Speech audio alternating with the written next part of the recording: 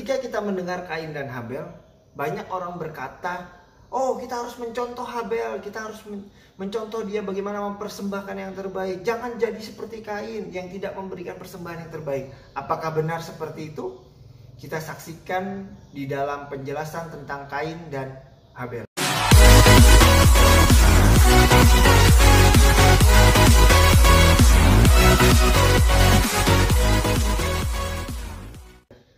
Di video sebelumnya kita sudah membahas tentang Kejadian 3, tentang kejatuhan manusia.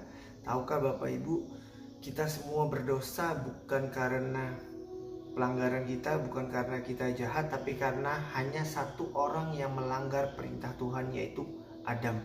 Di dalam Roma ayat 15, tetapi karunia Elohim tidak sebanding dengan pelanggaran, sebab jika karena pelanggaran satu orang, yaitu Adam, banyak mengalami maut, betapa lebih lagi anugerah Elohim dan karunia yang diberikan karena anugerah, yaitu melalui satu orang, yaitu Yesus Kristus, telah melimpah kepada banyak orang. Kita diselamatkan karena Yesus. Kita berdosa karena Adam, dan puji syukurnya kita diselamatkan karena Yesus. Hari ini kita akan membahas di Kejadian 4, yaitu cerita tentang Kain dan Habel. Baik, ketika dulu sebelum saya memahami tentang anugerah, ketika bercerita tentang Kain dan Habel, pasti yang dikhotbahkan adalah kita harus mencontoh Habel, kita harus mencontoh dia memberikan persembahan yang terbaik, kita harus mencontoh bagaimana hatinya ketika dia mempersembahkan kepada Tuhan. Jangan seperti Kain, ketika dia mempersembahkan dia mungkin hitung-hitungan, dia tidak memberikan yang terbaik kepada Tuhan. Itu semua kurang tepat Bapak Ibu. Ketika kita berbicara Kain dan Habel, yang salah bukan orangnya, tapi persembahannya yang salah. Hari ini kita akan bahas satu persatu kenapa Kain diterima, kenapa Habel ditolak. Yang pertama yang mau saya sampaikan, kenapa persembahan Kain ditolak? Ada dua alasannya. Yang pertama, karena dia mempersembahkan dari tanah, dia bercocok tanam, hasil tanah. Yang kedua, karena dia bercocok tanamnya. Kok bisa? Oke, karena kita akan bahas di poin pertama. Tahukah Bapak Ibu, pada saat di Kejadian 3 ayat 17 yang sudah kita bahas sebelumnya, ketika Adam jatuh ke dalam dosa, maka Tuhan mengutuk tanah. Jadi bayangkan Bapak Ibu, Kain mengolah tanah yang sudah dikutuk dan dipersembahkan kepada Tuhan. Tuhan tidak senang dengan itu. Kenapa? Karena dia mengolah apa yang sudah dikutuk olehnya untuk dipersembahkan kepada Tuhan.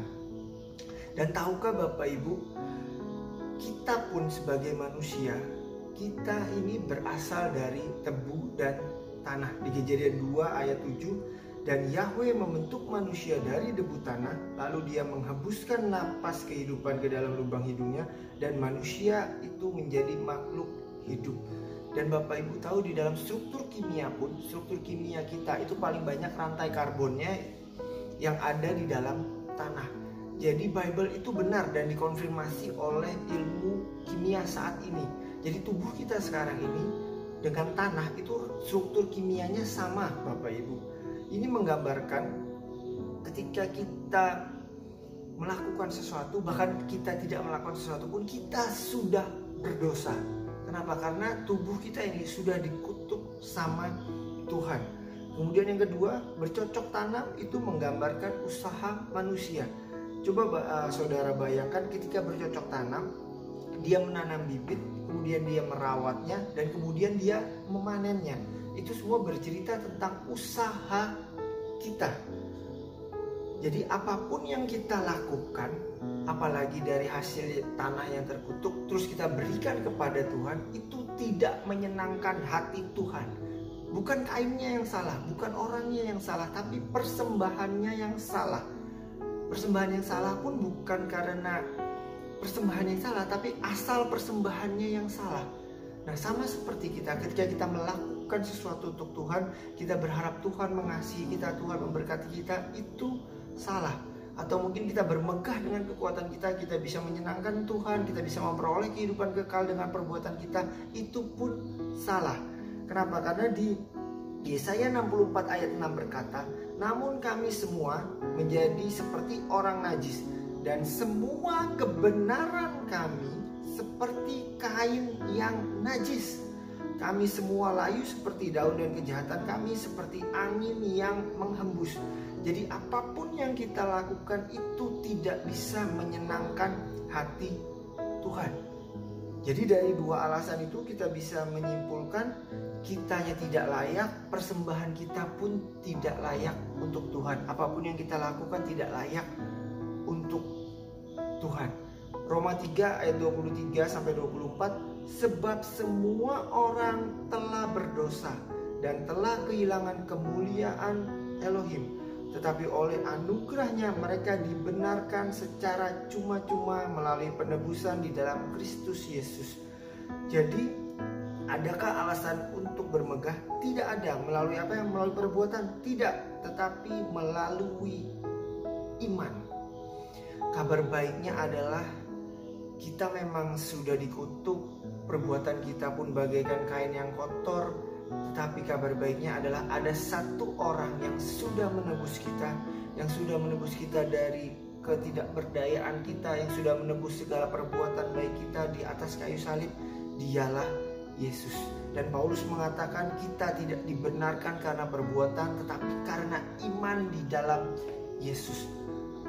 Tidak cukup hanya Paulus yang mengatakan, Yesus sendiri pun berkata di Yohanes 5 ayat 24, sesungguh-sungguhnya aku berkata kepadamu, siapa yang mendengar firman-Ku dan percaya kepada Dia yang telah mengutus aku, ia memiliki hidup kekal dan tidak masuk ke dalam penghukuman, melainkan telah pindah dari maut kepada hidup.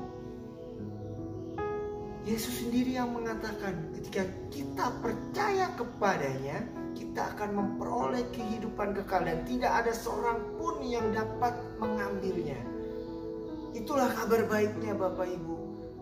Ketika kita berbicara tentang Kain dan Habel, itu bukan berbicara tentang kita, tetapi berbicara tentang bagaimana Yesus yang ingin menyelamatkan saudara dan saya.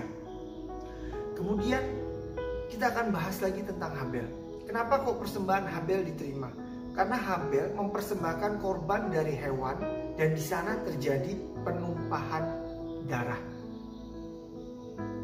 Hewan menggambarkan penyediaan Tuhan. Karena pada saat itu hewan masih diciptakan oleh Tuhan. Kan Habel kan merupakan anaknya dari Adam. Jadi hewan-hewan yang ada saat itu bukan hasil ternak, tapi hasil penciptaan Tuhan, dan kemudian mereka beranak cucu sendiri. Itu artinya menggambarkan tentang penyediaan Tuhan. Kemudian yang kedua, setiap persembahan korban itu pasti ada darah tercurah. Itu menggambarkan tentang darah Yesus.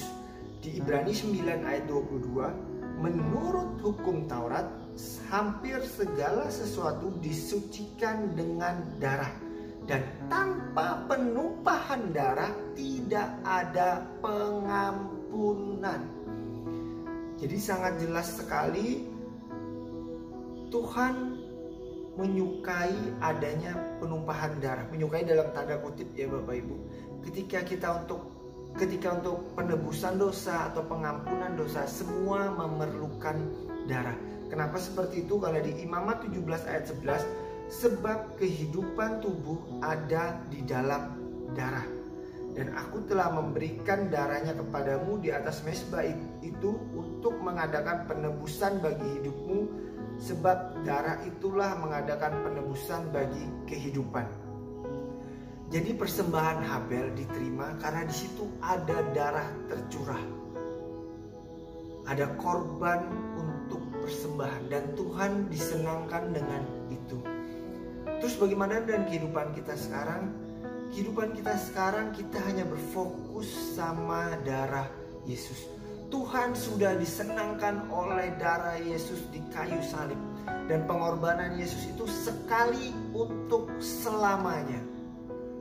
Jadi saudara, mulai dari ini saya akan menghimbau, apapun keadaanmu sekarang, apapun dosamu, semua sudah diampuni oleh darah Yesus. Jadi mulai dari sekarang, stop berusaha lebih baik sama Tuhan. Berserahlah sama Dia, minta ampun sama Tuhan, percayakan hidupmu sepenuhnya di dalam Tuhan. Mulai hari ini perkatakan, aku adalah orang benar, aku adalah orang kudus, bukan karena aku yang baik, tapi karena Yesus yang sudah mati bagi diriku. Amin. Itulah Bapak Ibu tentang kejadian Kain dan Habel. Kita akan bahas lagi nanti semua mengungkap Yesus di dalam perjanjian lama. Jika Bapak Ibu terberkati oleh firman ini, bisa bagikan ke saudara mereka supaya mereka tahu kalau mereka sudah diampuni, kalau dosa mereka sudah dikuduskan sekali untuk selamanya. Tuhan Yesus